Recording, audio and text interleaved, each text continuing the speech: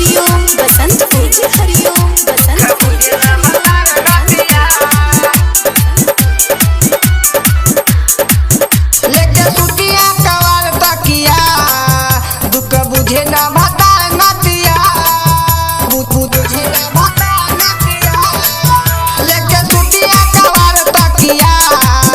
दुख बुझे ना भता नतिया नहीं हो तो बात अब बर्दाश्त सखी हो जाता से दिया ऊपर सखी फर फर करे अखिया नहीं बुझला भतार नतिया लेके सुतिया कवार तकिया दुख बुझला भतार नतिया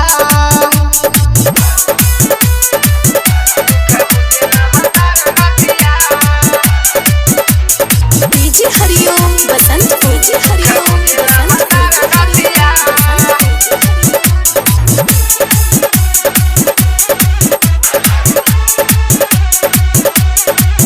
चुएला हंगा से पानी भरल जाता परेशानी हम के तरह से कोई सखी रे बड़ी करता ते मन घरे आवे ना सजन हम के करा पे रही सखी रे चुएला हंगा से पानी भरल जाता परेशानी हम के तरह से कोई सखी रे बड़ी करता ते मन घरे आवे ना सजन हम के करा पे रही सखी रे रोज उठता रे भीतरी लहर देह टूटता रे गटरे गटर कबो खोले न चोली के पटिया दुख बुझे ना भतारे नतिया लेके सुतिया कवार तकिया दुख बुझे ना भतारे नतिया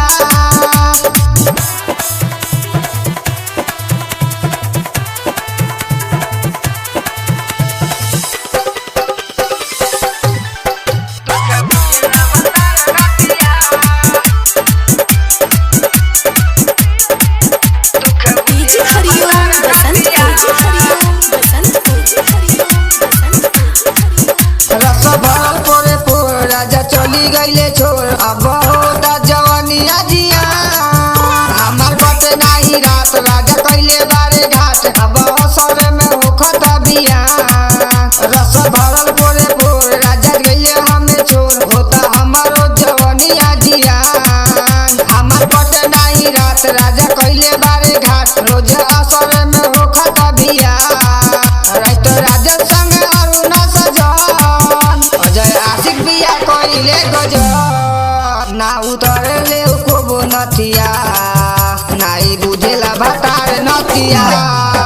रोज सुतिया कवारे तकिया दुख बुझे ना भतार